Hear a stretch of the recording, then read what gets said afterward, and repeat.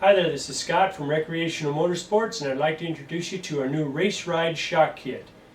In the year 2013 and 2014 race season, ISOC and ISR has made legal for the 206 class and some stock classes in certain circuits to be able to run a rear shock. In the past we've run our smooth ride, but it hasn't met the needs of what a normal racing application would be. So now we're introducing the Race Ride Shock Kit. It's a simple installation, which we'll get into later on in the video, but first I'd like to go over the details of the race ride. The one that's in front of me is actually for an Arctic Cat. We also make one for the Polaris. The one for the Polaris has a different application to the top here. This current thing, what you see here is not zinc plated yet. The ones that will be shipped will actually have a gold zinc plating. What we have is a shock that's fully adjustable as far as the spring and the spring pressure for your sag. We also have in the center here, we have a rebound adjustment knob, which you can have a higher speed rebound or a slower speed rebound, which you're going to see later on in the movie. It's a simple 2-location bolt-in. This will go to your top idler wheels, and this will bolt into the bottom of your skid rail. Installation time on the Arctic Cat, probably 15 minutes. Installation time on the Polaris is probably going to be roughly a half an hour after you drill 2 holes. So now what I'm going to do is I'm going to introduce you into some different parts of the suspension. This next video that you're going to see is how the suspension actually pivots back and forth without actuating the shock. This works very well for young kids that are smaller weight. Well, let's just move on to the video so you can see.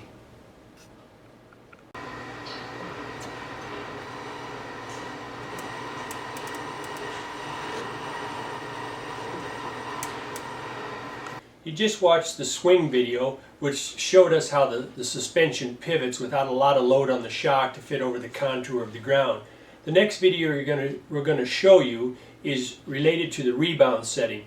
The first picture you'll see in the video is a person pushing down on the back of the sled, letting it pop up. The second part of the video you're going to see is after we back the rebound knob, which is at the base of the shock here, and I'm going to have my cameraman zoom in on this real quick. Could you zoom in on that for me, Caleb?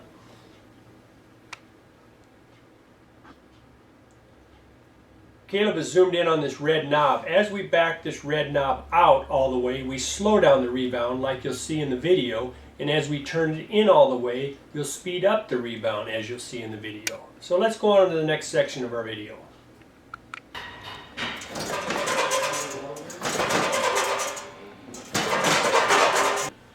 But I like the way that's staying together now, you know, really double checking it. Yeah.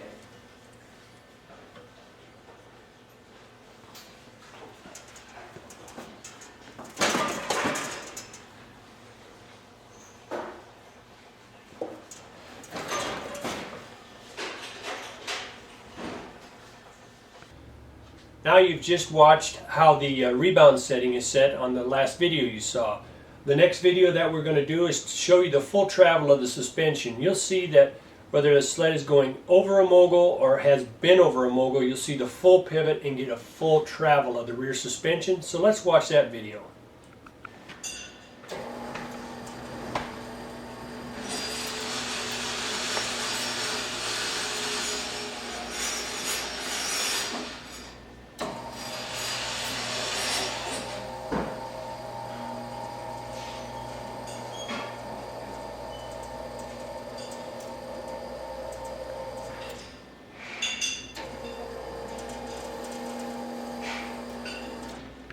You just watched the full travel section of our video, which showed you the full travel of the shock up and down.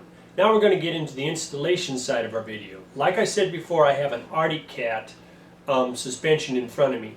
The Polaris is going to mount exactly the same, except for there will be 2 additional holes drilled into the slide rail, which you'll get on a small sheet of instructions when you do get the Race Ride Shock Kit. What we did here is we pulled the rear shaft, top shaft, out of a typical Arctic Cat sled. What we're going to do is we pull the spacers off both sides. We'll slide one wheel off.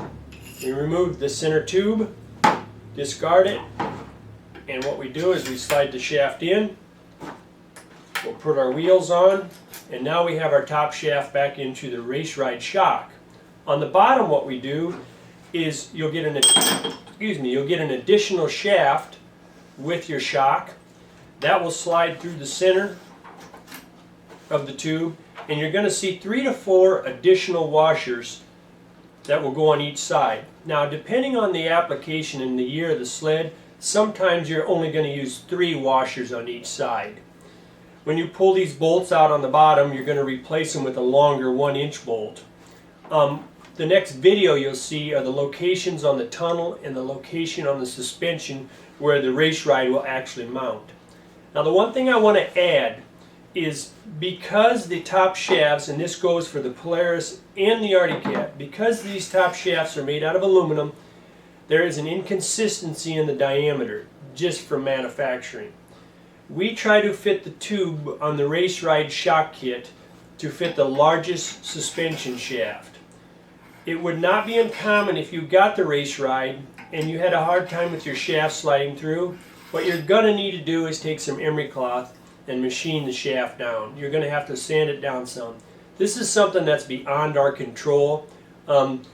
Majority of all the ones we've tested on, the shaft slides right through like it's supposed to, but we have had a handful of them where we've had to sand down the shaft. This is common, and this is the only way to make the application work.